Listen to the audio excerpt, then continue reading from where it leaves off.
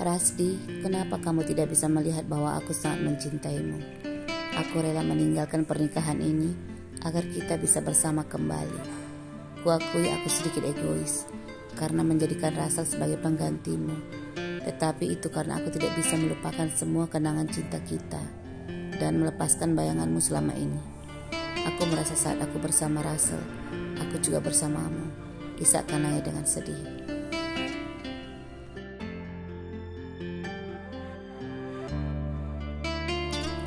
Maafkan aku Kanaya, aku tidak bisa menerimamu kembali. Cinta itu sudah lama hilang saat aku berjuang meraih cita-citaku di negeri orang. Karena itu aku tidak pernah ingin memberi kabar apapun padamu selama ini.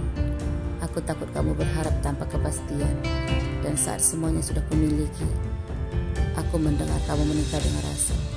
Maka aku datang untuk melihat keluargaku, terutama untuk melihat ibuku.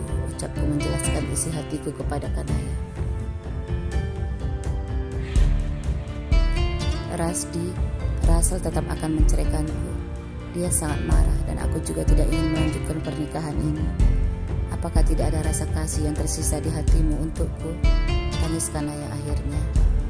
Kanaya, aku berharap kamu bisa menemukan pria yang jauh lebih baik dariku. Aku tidak mungkin dan tidak akan pernah menikahi wanita yang baru saja dinikahi oleh saudaraku. Kuharap kamu bisa mengerti, tegasku datar. Cinta itu sudah lama hilang dari hidupku. Apalagi saat aku mengetahui bahwa kamu sudah bersama Rasal selama 4 tahun. Rasa cinta itu saat ini benar-benar sudah hilang. Aku tidak memaksamu untuk bersatu kembali dengan Rasal dan melanjutkan pernikahan kalian. Tetapi pikirkan baik-baik, apakah perceraian adalah jalan keluar yang tepat untuk kalian berdua setelah 4 tahun bersama. Alasan kamu sudah memberikan milikmu padaku dan aku harus bertanggung jawab tidak sepenuhnya bisa kamu timpakan kepadaku Kanaya. Kita melakukannya atas rasa suka dan cinta saat itu, dan aku tidak pernah memaksamu. Walaupun ucapan ini terlihat kejam bagimu, tetapi berpikirlah secara logika dan kenyataan yang sebenarnya.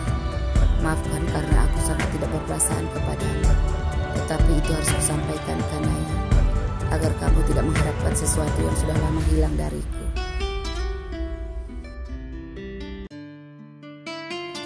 Rasdi, kamu tega.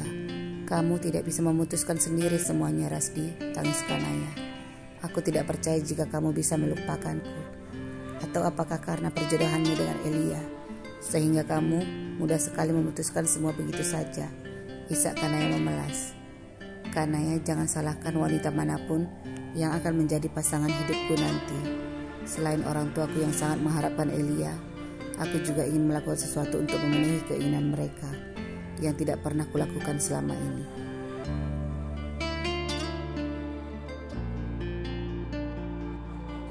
Jika berjodoh atau tidak berjodoh dengan Elia, aku menyerahkannya ke tangan yang kuasa. Jika Elia tidak menerima, aku tidak akan memaksanya. Tetapi aku memang harus mengenalnya. Jika suatu hari dia akan menjadi pasangan hidupku. Kuharap kamu tidak menyalahkan Elia. Dia bahkan tidak setuju dengan perjodohan ini. Tetapi dia belum menolak permintaan ayah dan ibu.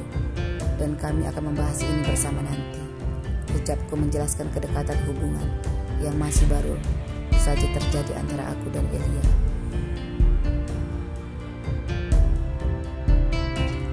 Rasdi, Elia tidak akan menerimamu. Setelah Rasal mengatakan semua kepadanya nanti, dia pasti akan menolakmu.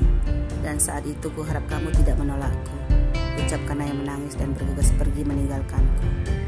Aku mendosa dengan berat. Apakah semuanya bisa semudah yang diucapkan, pikirku ragu.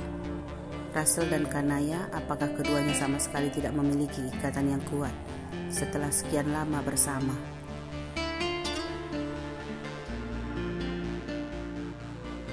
Lalu apakah aku harus kembali kepada Kanaya? Itu tidak mungkin. Membayangkannya saja aku tidak bisa. Aku akan selalu mengingat jika 4 tahun sebelumnya dia sudah pernah bersama Russell, orang dewasa yang sudah berhubungan selama 4 tahun. Seandainya mereka tidak melakukan hal yang terlalu mendalam saat berpacaran, tetapi hal-hal lainnya pasti sudah sering mereka lakukan. Mengingat hal itu, maka kepercayaan akan berkurang kepada Kanaya.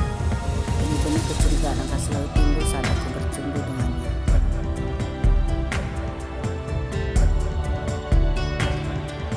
Berbeda jika aku mengenal wanita lain. Aku tidak akan mempermasalahkan masa lalunya, karena aku tidak akan mengetahui keberadaannya. Sedangkan Russell, aku bahkan seatap dengannya. Elia gumanku mencoba membandingkannya dengan Kanaya. Masa lalunya bersama kekasihnya Ronan, aku bahkan tidak terpengaruh sama sekali dengan kedekatan mereka.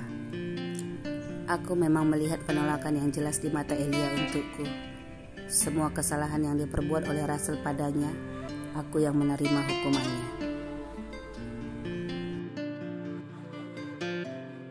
Elia membalasnya terang-terangan padaku, tetapi itu tidak mengapa, kata hatiku. Aku cenderung ingin menghancurkan keangkuhannya dan ingin melihat sejauh mana dia bisa memegang prinsipnya. Apakah semua keketusannya hanya untuk membentengi dirinya karena dia pernah terluka? Dan nanti setelah aku meraih hatinya, apa dia masih tetap bisa angkuh dan keras kepala? Pikirku merasa tertantang. Elia, dia benar-benar merasa mampu berkata-kata sesuka hatinya dengan sikapnya yang acuh dan keras.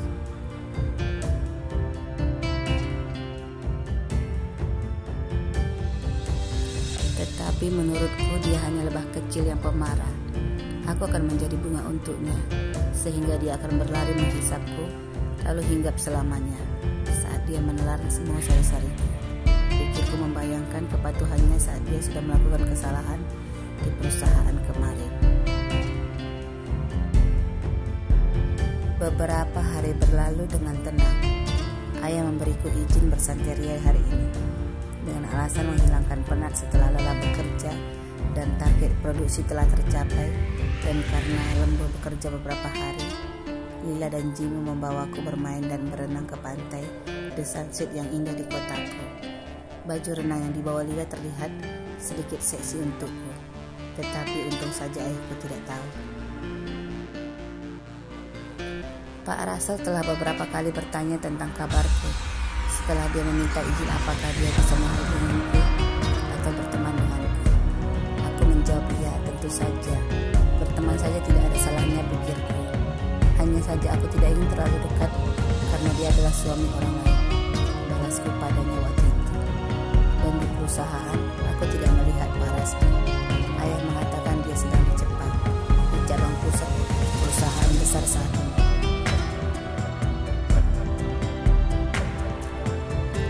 Dan semua staf dari manajer sampai para pekerja di perusahaan termasuk aku terlihat sangat senang dengan kepergiannya ke Jepang.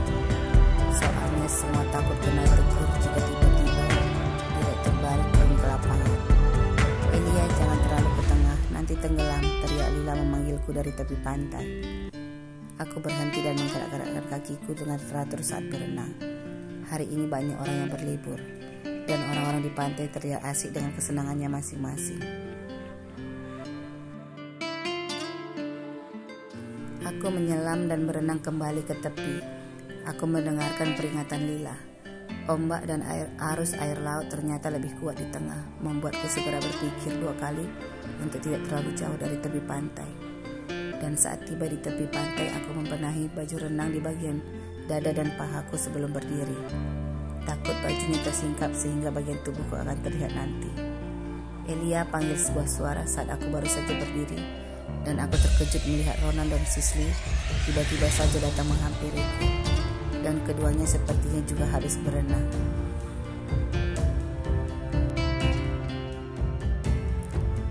Kalian, ucapku heran dan tidak menyangka sama sekali. Ronan bahkan sudah membawa Sisley ke kota kami. Ternyata hubungan mereka semakin erat. Ronan lihatlah cara berpakaiannya. Dia seperti seorang wanita yang mencari mangsa. Celutuk Sisley mengejekku. Ronan segera menatapku tidak percaya dan matanya terlihat kurang ajar. Aku menatapnya kesal. Itu bukan urusanmu, Sisley, dan aku tidak mengenal kalian. Jadi menyingkirlah, ketusku marah. Kamu sudah dicampakkan oleh penjagamu. Aku mendengar dia sudah menikah dan pestanya luar biasa mewah. Sekarang dengan gaya seperti itu, pria mana lagi yang kamu tangkap untuk mengasuhmu? Ejek Sisley terang-terangan. Dasar pasangan yang tidak tahu malu, ucapku sinis. Kalian pasangan mesum. Otaknya hanya berisi dengan hal-hal kotor, sehingga pikiranmu selalu kotor terhadap orang lain. Jadi yang kotor-kotor tempatnya hanya di tong sampah, bukan di depanku. Menyingkirlah sampah, bentakku kesal.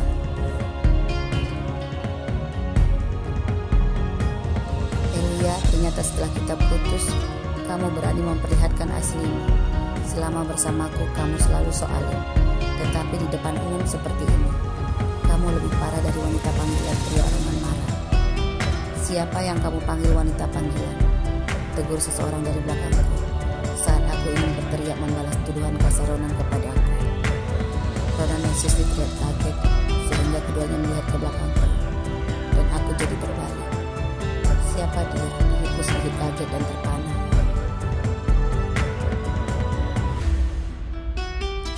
Sayang, siapa mereka? Ucapnya menarikku ke dalam pelukannya. Aku jadi sangat gugup, merasakan sentuhan tangannya yang hangat di pinggangku. Mereka, ucapku bingung saat tiba-tiba aku menyadari pria yang memelukku adalah Pak Rasdi atau Pak Russell. Siapa yang mengizinkanmu berpakaian seperti ini di hadapan pria lain? Tegurnya dingin, lalu membuka kemejanya dan memakaikannya kepadaku.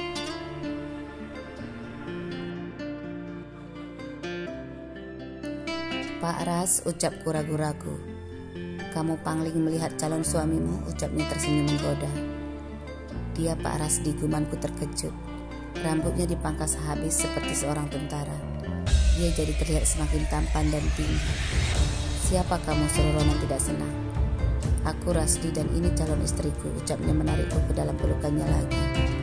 Kecupannya tiba-tiba singgah di pipiku, membuatku tersentak kaget.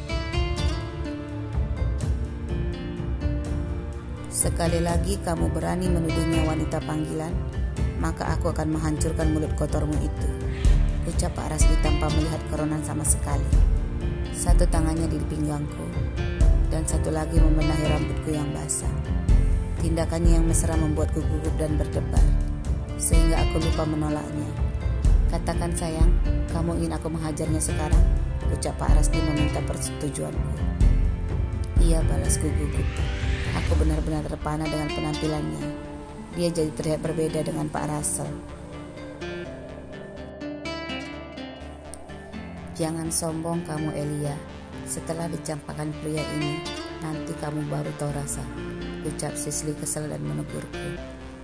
Sisley, ayo kita pergi, ucap Ronan sedikit ragu ketika akhirnya Pak Rasdi berpaling ke arahnya dan menatap dingin ke arah Sisley. Kenyahlah dan jaga mulut wanitamu itu, bentak Pak Rasdi, membuat mereka segera buru-buru bergegas pergi. Aku menatap dingin ke arah kedua pasangan yang terlihat ketakutan dan menjauh secepatnya. Ingat Elia, tidak diizinkan memakai pakaian seperti ini lagi selain di depan, tegur Pak Rasdi membuatku malu. Elia, kamu tidak apa-apa kan? Seru Willa dan Jimmy berlari mendekat. Tidak, balasku gugup. Siapa mereka tadi dan pria ini siapa? Ucap Lila kebingungan. Ini Pak Rasdi, direktur utama perusahaan kita, ucap malu-malu. Pak Dirut, Pak Rasdi, seru Jimmy dan Lila tidak percaya. Ya, apa kabar? Balas Pak Rasdi membalas keduanya. Oh, baik-baik Pak, ucap Lila bingung. Maaf Pak, kami tidak mengenal Bapak tadi, ucap Jimmy merasa sungkan. Tidak apa-apa, saya memang mengganti penampilan saya agar calon istri saya ini langsung bisa mengenali saya, ucapnya ramah. Apa calon istri? Teriak Lila kaget tidak percaya. Pak Rasdi, tegurku kaget dan menatapnya malu. Sayang, kenapa kamu tidak bercerita kepada mereka? Balasnya santai. Wajahku jadi semakin memerah dan risih dengan tatapan kebingungan Lila dan Jimmy. Kita belum pasti balas ragu-ragu ingin memarahinya di depan Lila dan Jimmy.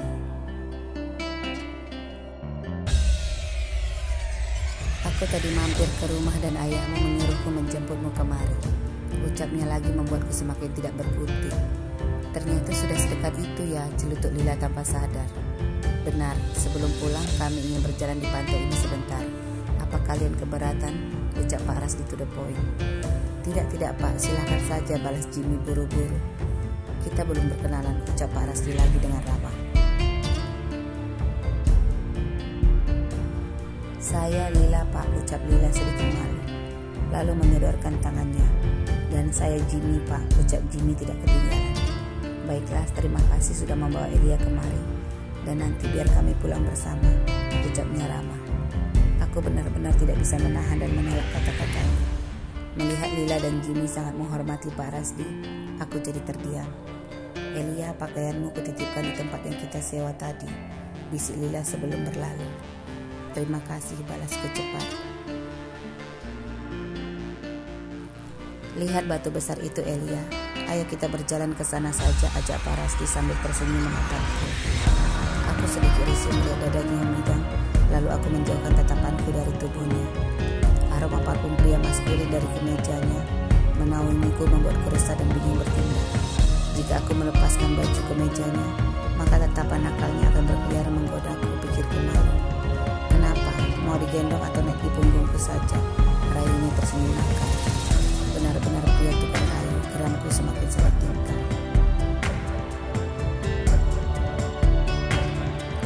Kita kesana saja, tidak perlu sok mesra, balasku cemburu. Warna aslinya sudah kembali, ucapnya tertawa keras. Aku melengos, sebel, malu dan gemes ingin memukulnya. Tetapi aku takut bersentuhan dengannya. Aku jadi merinding saat dia memelukku sebelumnya. Elia, kamu tidak merindukanku, ucapnya berusaha mengejar saat aku melangkah cepat-cepat di depannya. Dasar GR, teriakku melangkah semakin cepat.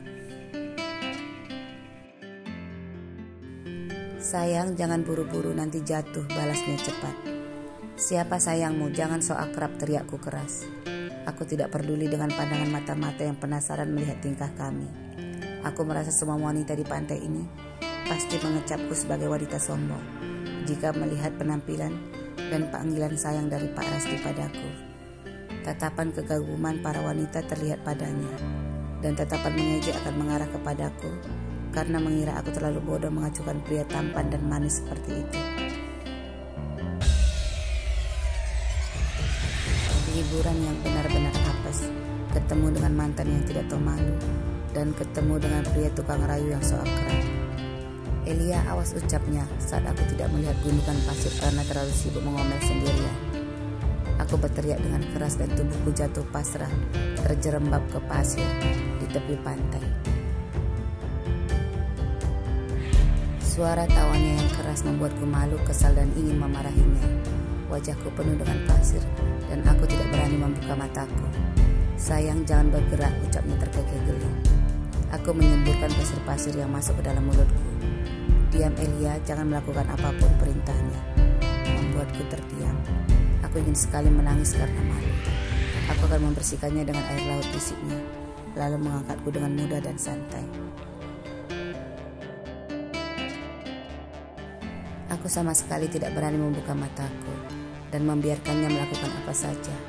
Mataku sudah sangat perih akibat pasir yang menempel.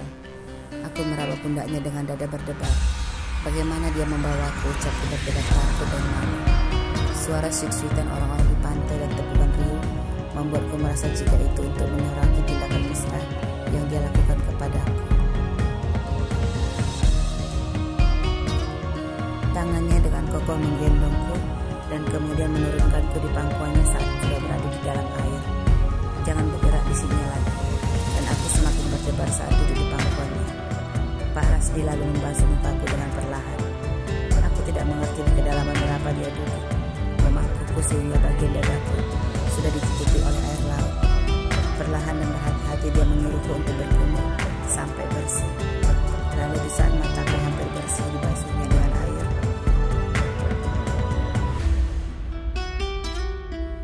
dia berbisik dengan lembut. "Buka matamu, Elia," bisiknya membuatku berdebar-debar. Napasnya terasa begitu dekat dengan bibirku, dan aku jadi tidak berani membuka mataku. Tangannya dengan mudah meletakkan tanganku di pundaknya, membuatku membayangkan posisi kami saat ini benar-benar sangat ambigu, seperti sepasang kekasih yang akan melakukan sebuah cecapan. "Bawa aku ke tepi pantai," balasku gugup. "Nanti jika pasirnya masih ada, matamu bisa perih," bisiknya lembut. Aku benar-benar ingin memukulnya saat ini. Jika aku membuka mataku, sudah pasti aku akan melihatnya begitu dekat, dan pasti tatapannya akan menggoda, pikirku bertahan. Sudah tidak terasa apa-apa, tidak ada yang mengganjal di mataku, ucapku berusaha mengedipkan mataku dengan pelan. "Bukalah kalau memang sudah tidak ada," balasnya lagi. "Kamu sengaja kan?" balasku akhirnya. "Apanya?" ucap Paras di bingung. "Bawa saja aku ke tepi, ini sudah baikan," ucapku tidak ingin menjelaskan. "Elia, jika nanti pasirnya masih ada, aku bisa langsung membasuhnya dengan air. Jangan berpikir yang tidak-tidak.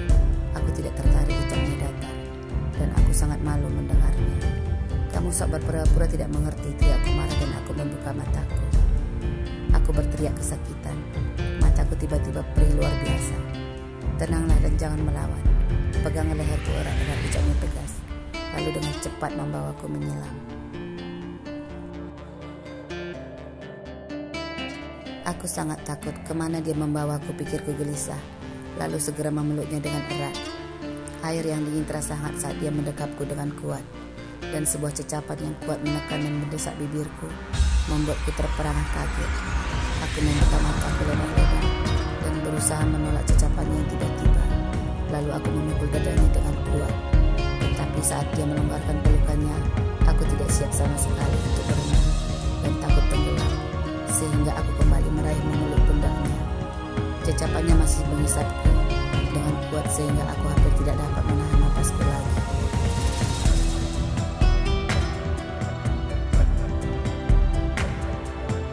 "Elia, hirup udaranya," serunya saat tiba-tiba tangannya mengangkatku dengan tinggi di atas air.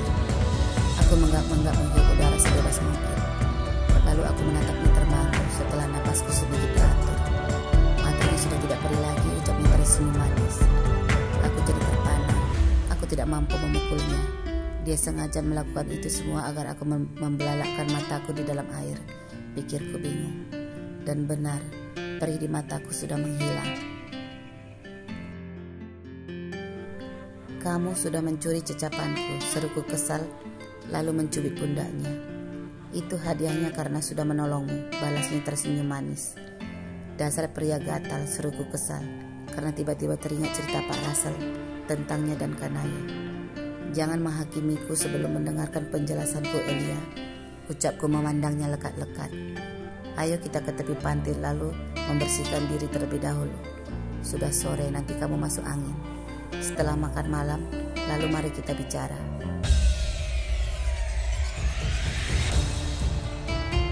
"Aku sudah tahu jika Russell sudah menemuimu," ucapku datar, dan menariknya berenang ke pinggir. Aku jadi sangat terkejut dengan balasan datarnya Pak Raski. Kenapa dia tidak malu, sudah ketahuan belangnya, pikirku heran. Dan aku sedikit bingung kenapa aku tidak melawan pelukannya di dalam air. Dan dia terus membawaku berenang ke tepi pantai. Aku tidak boleh lengah, belum apa-apa sudah nyolong, pikirku malu membayangkan cecapannya tadi. Dia pasti sudah sangat berpengalaman dengan hal-hal seperti ini, pikirku berdebar.